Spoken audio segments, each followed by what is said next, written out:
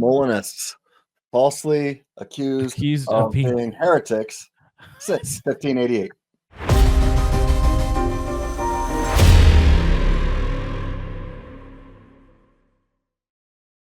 Hey, FreeThinking Ministries. I am your host, Josh Klein. Welcome into the Thunderdome. I don't know why I just said that. It's been a long day. We are here together. We are going to tackle this topic today. How do you know that Calvinism is not a false theological belief? We're asking Calvinists. Tim asked this question of Calvinists on Trinity Radio and specifically wanted to start with, hey, don't beg the question. We're going to get into it today. But first, let's watch the question itself so we know what we're addressing. If God determines all things, and all Christians, including each and every Calvinist, affirms at least one false theological belief, if not multitudes, then it follows that God determines all of his followers to affirm false theological beliefs. It also follows that God determines you to affirm false theological beliefs. So here's my question. Without begging the question, how do you know that Calvinism is not one of these false theological beliefs? Let me put it this way. If a deity of deception assured you that divine determinism is true, why should you believe it? All right, Tim. We've got a lot of responses to these sorts of questions. Somebody might say, or somebody has said, actually, specifically, hey, we don't own these arguments. Calvinists would never affirm that God is deceptive. So you need to offer an internal critique. What do you say? Well, first of all, if anybody owns these arguments, it's JP Moreland and I. We own them. We were the ones who crafted them and advanced them in the academic literature. But the Calvinist doesn't own these arguments, but they are confronted by these arguments and they need to deal with them, at least if they want to keep their rationality card. So I had a really good discussion with Eli Ayala on the phone a few weeks ago, and we discussed this issue, and he said that no Calvinist had to affirm my argument, and I responded by saying that I'm only addressing the Calvinists who affirm two propositions. Number one, that God determines all things, including all mental actions. And number two, that all Christ followers, all mature Christ followers affirm false theological beliefs. So that's all I need to make my case. And if one grants those two propositions, then the rest follows as an internal critique. So There you go. Okay. So here's something else. You noted that on the Calvinist view, God determines all Christians to affirm false theological beliefs. And we're talking here about mature Christians. We've covered that before. Then you asked, without begging the question, how do Calvinists know, the ones who specifically affirm those two things that you mentioned previously, how do Calvinists know Calvinism is not one of these false theological beliefs that God determines you to believe? Now, there is a particular individual that has called himself your biggest fan, even though he's not really a fan. That he says something like this, and he always wants to have a conversation specifically on this. And we've had conversations before. I haven't had it with him, but you've had before. So here's something that he said. He said, how do I know that Calvinism is not a false theological belief? Because I have direct acquaintance. Of course, there's nothing about determinism that rules out any form of epistemological framework. It doesn't rule out internalism or externalism. Well, First of all, yeah, my so-called biggest fan is begging the question that he can possess knowledge of theological things when my argument exposes the fact that he cannot possess this knowledge if Ed were true because of undercutting defeaters. But second, let's discuss this supposed direct acquaintance he appeals to. A direct acquaintance is an intentional state of consciousness, right? This is referring to something philosophers call intentionality, an ofness or an aboutness, right? So what is this guy directly aware of, right? And if God determines all things, I mean, does God determine this guy's intentional states of consciousness? What this Calvinist thinks of or about, and more importantly, how he thinks of and about these things? Now, look, if not, then Ed is false. If a deity of deception determines these false beliefs, and this Calvinist cannot rationally trust what he perceives as direct acquaintance, this is obviously got to be true, since so many Christian theologians are holding so many different contradictory beliefs about theology. They can all say, well, I've got direct acquaintance, right? So big deal. And I've explained these things before, from social media to the academic literature here, but these YouTube Calvinists seem to have missed it. But as per usual, let me give you another deductive argument here. So premise one, direct acquaintance provides immediate awareness of mental states, logical truths, and rational evaluation. Two, if Ed is true, then all experiences of direct acquaintance, including sensations of reasoning and judgment, are determined by God. Three, if all reasoning and judgment are determined by God, and God determines people to hold false theological beliefs, then direct acquaintance cannot be trusted to provide reliable, rational evaluation. Four, if direct acquaintance cannot be trusted, then beliefs based on it, including belief in Ed, are epistemically undermined. Five, therefore, if Ed is true, then belief in Ed is epistemically undermined. It's self-defeating. Six, therefore, Ed should be rejected. So even if someone claims to just see that Ed is true, that insight itself would also be determined by God and could therefore just as easily be false, since this is a deity of deception now. So the very cognitive tools used to evaluate arguments like this would be untrustworthy. And that's why epistemologist Jim Slagle made it clear in his book. Let me read this for you. Slagle says the following, quote, according to determinism, however, the only methods by which we could examine such processes are products of these processes themselves. To appeal to the reliability of these processes and arguing for their reliability is an invalid procedure. This may be able to show that the processes in question are not reliable by showing that they lead to an incoherent system, for example, but to appeal to these processes in order to verify the reliability of these processes is simply and blatantly to beg the question, end quote. So no matter how you respond, the response is not from you as a source, if Ed is true, but ultimately determined by and up to the deity of deception. That is to say, unless you have libertarian freedom here to think and to deliberate, the response will not be from you. So your objection to the argument is not even from you. It's from a deity of deception.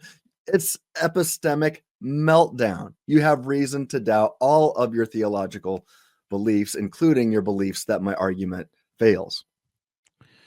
Okay. Well, what if the same person said something like, well, you, Tim, are assuming an epistemological framework must have an indeterministic condition? Yeah, I've heard him say that too, and he's simply wrong on two counts. First, I'm not assuming anything. I've provided arguments. And second, it's more than just indeterminism that I'm arguing that's required here. So to get people started, see the article on our website, freethinkingministries.com, called The Free-Thinking Argument for Beginners. And this is also explained in the article that JP Moreland and I wrote together, entitled An Explanation and Defense of the Free-Thinking Argument. That's free online. I encourage people to search for that, find it, read it, study it, take notes, get back to me. But I think that'll clear things up. Yeah, and to do that, you need to be a part of our team. You can go to freethinkingministries.com and find all of those articles on the website. You can find articles about all sorts of things. We've got all kinds of authors. It's not just Tim and me writing stuff. We've got Thomas Muller writing stuff. We've got Phil Baer writing stuff. We got Phil Kahlberg writing stuff. We've got lots of people. Peter Razor. Peter Razor, thank you for helping me not forget that name. So go to freethinkingministries.com and you can find stuff on culture, stuff on scripture, stuff on philosophy, stuff on the nature of God, stuff on heaven. You can find all of that stuff, and hopefully it's a resource to you to help you think logically about all things in all aspects of life because of the sound theology. And we hope we're offering sound theology. We believe we do, and that we have been able to come to this because God doesn't determine us to think this way, but gives us the faculties of reason to be able to reason ourselves to sound theological positions. So all of that said, join us at freethinkingministries.com. And if you want to be a part of the team, freethinkingministries.com/donate. All right. So what if he follows up by saying this? And I say what if because he did. All right. What if he follows up by saying this? How you come to know something doesn't require an indeterministic condition. Well, I made it clear myself. JP Moreland and I addressed this in the footnotes of our paper, that indeterministic conditions aren't required. The problem, however, is that we can rule this out in the actual world.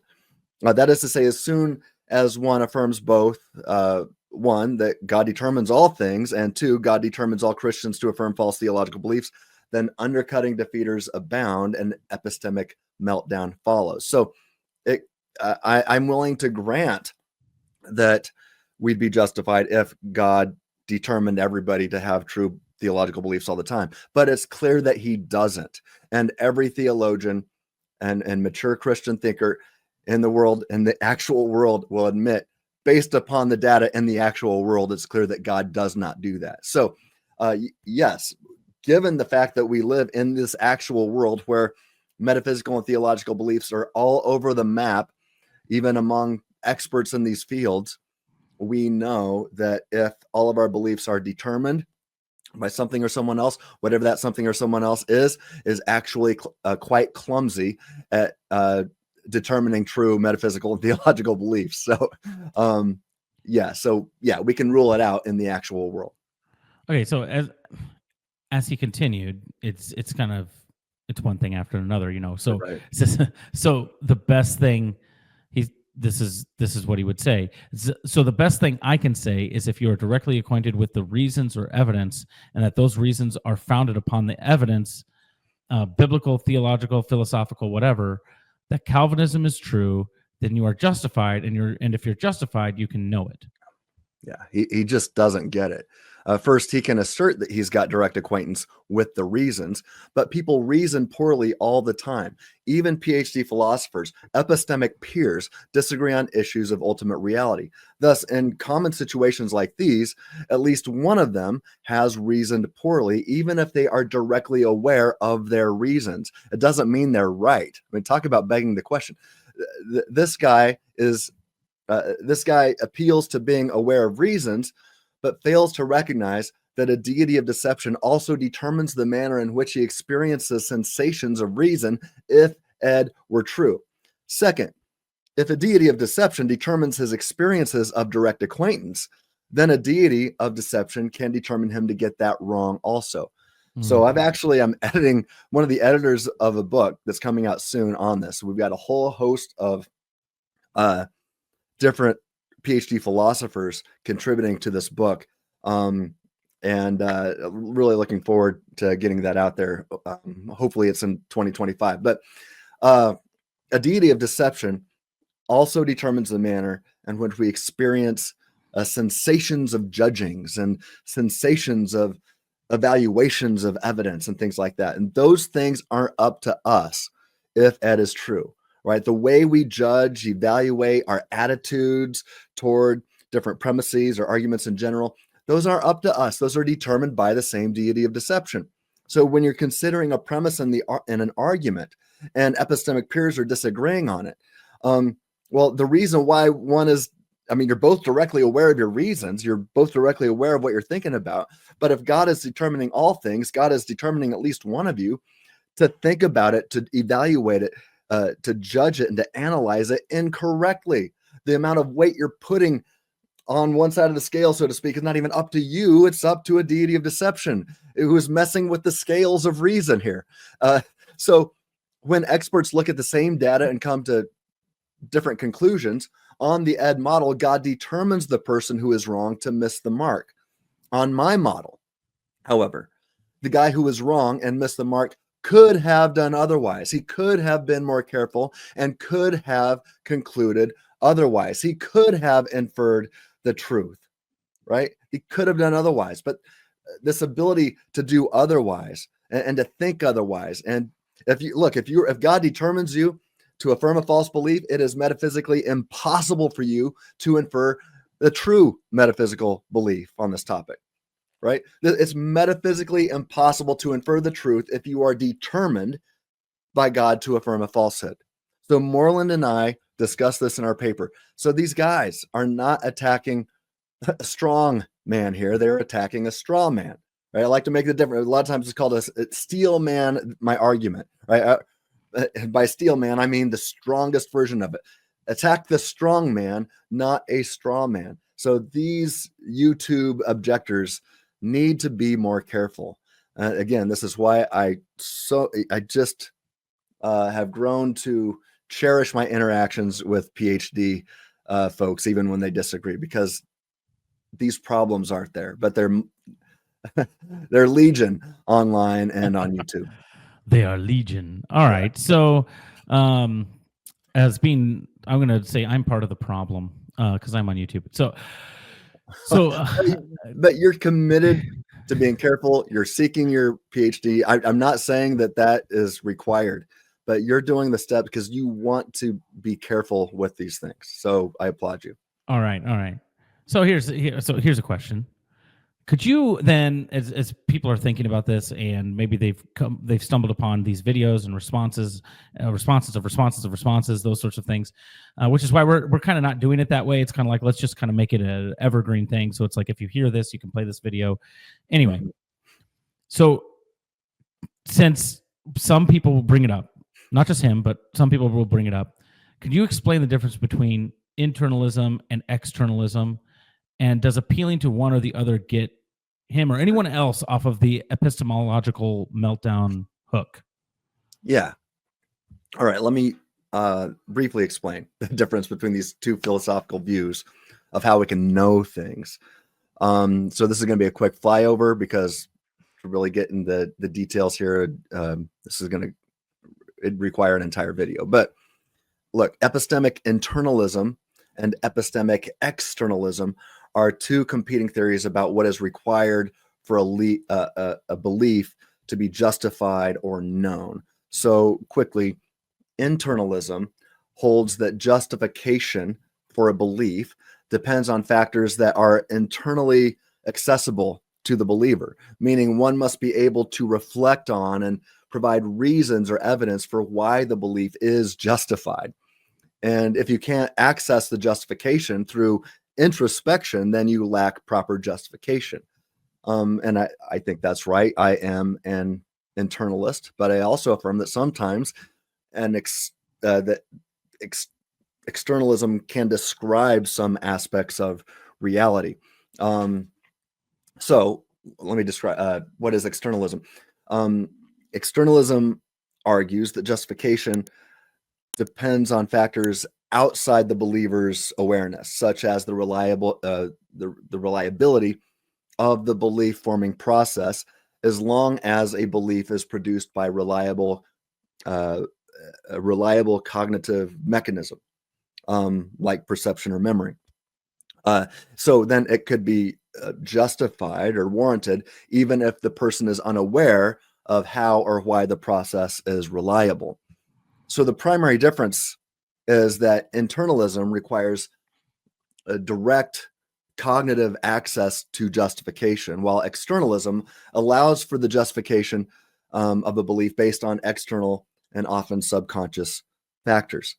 So in our paper that I've already talked about, that JP Moreland and I co-authored, it's called An Explanation and Defense of the Free-Thinking Argument. We explain why both theories fail if they are married to Ed. So let's consider the problem with marrying Ed to internalism. Right? Internalism holds that justification for a belief depends on factors that are internally accessible to the believer. But on Ed, the deity of deception determines what one accesses and also what one fails to access, meaning one must be able to reflect on these things. The problem, however, is that a deity of deception determines what one reflects on, and more importantly, as I know over and over again, how one reflects upon it. So the person doing the reflecting here must be able to provide reasons or evidence. But the problem is that a deity of deception determines if one evaluates the evidence well or poorly, correctly or incorrectly, for why the belief is justified. And if you can't access the justification through introspection, then you lack proper justification. And this reminds me of what C.S. Lewis wrote in 1947. He said, "Reasoning doesn't happen to us. We do it." Let me say that again. And I want you to think about this. Reasoning doesn't happen to us. We do it. Right? So I like to explain it like this. Are you the pilot of the ship of reason who has the power to actively reason through these metaphysical matters? Right? Or are you the investigator? Or are you a passive cog, a mere passenger tied up in the back seat of the ship of reason who has no idea where the pilot is taking him? If Ed is true, you are not actively reasoning. You're not the pilot. You're not the investigator, right? You are just a passive cog. You're tied up in the back seat, just maybe aware of what other things are happening to you. You might be aware of what's happening to you, but you are not doing it. You're not doing the reason. You're experiencing sensations of reason determined by something or someone else. In this case, a deity of deception. So if Ed is true, you are merely experiencing sensations of reason passing through you. You're a passive passenger. You have no idea if you are reasoning correctly or not. You can only assume, but an assumption is not justification. It's not knowledge. And that's why I say, careful not to beg the question in response to my argument, right? Because you can just assume but assumption, knowledge doesn't require assumptions. It requires justification. So what's the problem then with externalism? Like what's the problem if it's married to Ed? Poor Ed is getting married to all sorts of people, but yeah. Ed is a polygamist, I guess. Okay. Externalism argues that justification depends on factors outside of the believer's awareness, such as the reliability of forming process. As long as a belief is produced by a reliable cognitive mechanism, then the externalist contends that it can be justified or warranted, even if the person is unaware of how or why the process is reliable. So let me read a footnote in the paper that I wrote with JP Moreland. I said, quote, "Appealing to epistemic externalism does not escape the problem of exhaustive determinism. For example, if the mad scientist or a god of mischief determined your belief-forming faculties to get many things right, but also determined your belief-forming faculties to get many important things wrong, i.e., metaphysical and theological beliefs, and determines you to affirm said false beliefs, then you have a defeater to many more of your beliefs, even those that happen to be true. After all, you are in no epistemic position to know what beliefs you have been determined to affirm as true are actually false. Assuming that your faculties are typically reliable does not escape the problem. According to the externalist, beliefs are innocent until proven guilty. But why should a belief be presupposed as innocent if said belief is causally determined by something non-rational or someone who is untrustworthy? If one assumes his cognitive faculties are reliable because they were intelligently designed by a deity, the question is raised, what is this deity like? One must presuppose then that God is anything but a deity of deception or a god of mischief who causally determines all of the deity's committed followers to affirm and advance false beliefs about reality. If one affirms Ed, then the determinist ultimately destroys the exact thing he is trying to explain, human rationality. If one presupposes that the Bible is reliable, but then interprets Scripture in such a way that leads to the conclusion that the author of Scripture is a deity of deception, then something has gone terribly wrong. On this view, there is reason to doubt our beliefs, regardless of whether they are actually true or false. End quote. Now, with that said, JP Moreland and I, as I noted earlier, are both internalists, but in our paper, we express why Ed is a big problem for both the internalist and the externalist. In fact, I discussed these matters with Dr. Tyler McNabb, who is an externalist, a well-known externalist, and I footnoted him in our paper. Also, Dr. Tim McGrew and his wife, Lydia McGrew, are leading epistemological internalists. And Tim McGrew has previously given my argument his stamp of approval. And Lydia, I talked to her not too long ago, maybe a year ago or so, and she told me that she thinks I'm on the right track here, or maybe I'm onto something. Their colleague, Dr. John DePoe, is also a well-known epistemologist who is an internalist. He is clear that appealing to internalism does not allow one to escape the problems exposed by the free-thinking arguments or the deity of deception arguments. In fact, John DePoe has been right here on this YouTube channel discussing this issue not too long ago. He and I are actually both contributing to the forthcoming book that I've mentioned, discussing this matter as well. So stay tuned for that. But look, you've got PhD internalists here. When this guy is trying to appeal, this layman on YouTube is trying to appeal to internalism to get him off the hook of the deity of deception argument. You've got some of the leading internalists and among Christian philosophers in the world today saying, no, that's not going to work, buddy. So let me read a section from the paper that Moreland and I published. Moreland writes, quote, most of us are quite aware of the different what it is like, the different phenomenological texture and having a passive thought, e.g. when someone is talking to me, and an active thought, one to which I exercise my active power and choose to attend. This difference is self-evident to introspective awareness, and such awareness provide non-doxastic internalist grounds for the proper basicality of one's belief that one has and can exercise active power. On this basis, I think that active power is epistemically, conceptually, and ontologically foundational and essential for there to be such things as knowledge of, a concept of, and the existence of libertarian acts, end quote. So that's libertarian freedom. So Moreland is saying that he and most of us have this direct acquaintance with the fact that we possess the power to think freely in a libertarian sense. I sure have that direct acquaintance and awareness. I know, I have that direct acquaintance with libertarian free thinking. I'm aware of passive thoughts that I don't have control of. I'm also aware that I have the power, as Paul explains in 2 Corinthians 10:5, that I have the power to take thoughts captive. And that he warns us to not be taken captive of thinking too. So there's this difference between passive thinking and active thinking that we see in Scripture, and that most of us anyway have this direct acquaintance with, of libertarian free thinking, the ability to take thoughts, passive thoughts captive or not.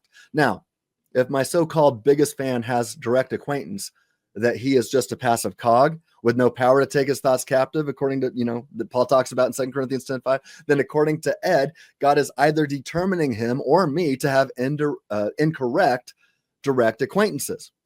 So now we're right back to the problem of a deity of deception once again. Moreover, this guy does not know if his passive sensations of direct acquaintance are incorrect or if mine are.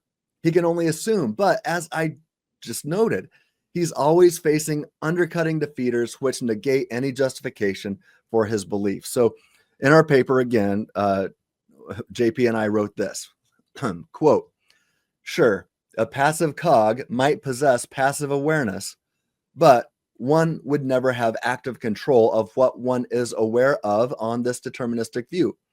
One would not possess the ability or the power to be more careful while thinking things through. One's level of so-called carefulness is also causally determined by the nefarious neurosurgeon, or in this case, a deity of deception. So that just doesn't get you off any hooks that you're already hanging on here.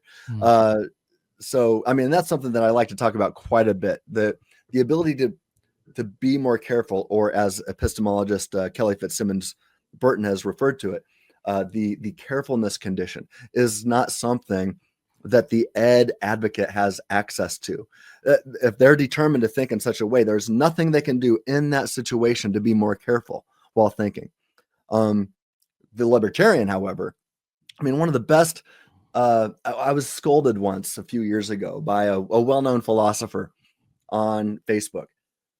I was multitasking. I was debating him. I think I was debating somebody else on another thread. I was doing some other work, I think helping my son with a homework problem. I was doing so many things. I'm not a good multitasker. When I was debating with the philosopher, though, he rightly noted and said, "Tim, you're not being careful." And I was like, how does he know? And then I went back. I'm like, oh, well, yeah, I'm not being careful here. But look, I could have been more careful if I had the power to say, you know what, I'm busy right now. I'll come back and discuss this with you further later. Or, you know, I could have stopped doing the other things I was doing and gave it the attention it deserved. I could have done otherwise. But see, when we're thinking things through, the level at which we think and the how we think of and about things is not determined by us if determinism is true. So it is impossible to do otherwise and be more careful. The libertarian, though, has access to be more careful when you're thinking things through. So the carefulness condition is not compatible with ed. Okay. Yeah, and so you mentioned the deity of deception. We've covered that in other videos and things like that. But what if someone said, well, I don't grant the deity of deception argument. I'm just not going to grant that. Well, I say, great. Then what premise do you reject, and why do you reject it? No, I just don't grant it. Yeah, it doesn't work that way. So this is where the fun begins. And I can defend each of the premises. So now one can dig in their heels and continue to hold continue to hold a belief in the face of defeaters, or they can be reasonable. They can be more careful. And as we're commanded in Isaiah 1:18, we can reason together. But if that's the case, they're going to have to drop ed in the face of defeaters that can't be defeated. So be that as it may, I really don't care if stubborn people refuse to follow logical argumentation. I am concerned with those who are willing to follow the evidence and the logic wherever it leads. So if these Calvinist YouTubers want to convince those folks who are still in the process of being persuaded one way or the other, they're going to have to do much more than saying, well, I don't subjectively accept your argument. You're going to have to provide defeaters to the defeaters I've raised against your position. And so you've got a lot of work to do. But the first thing they need to do is to try to understand the argument, try to understand the deity of deception argument, and then refrain from attacking straw men or just stop complaining about the use of the terms I'm using and deal with how I've clearly defined and explained things. Deal with the big idea. All right. Hey, we would like people to deal with the big idea in the comments. Go down there, deal with the big idea in the comments. Or if you just want to troll Tim and say, I reject your deity deception argument for no reason other than I reject it, go ahead and do that too. We just want to engage with you. So you can do that. We would love to have those conversations. We would love to continue the conversation going. We will keep the conversation going on YouTube, as always, and on freethinkingministries.com. You can find us on Facebook as well. We've got an active Facebook page as well. Tim and I are both active on there, as well as a whole host of the people that we interact with and are part of our team. So please do that. Always join us and leave a comment. Let us know where you disagree or where you agree. And Tim, as we always say here at Free Thinking Ministries, stay reasonable.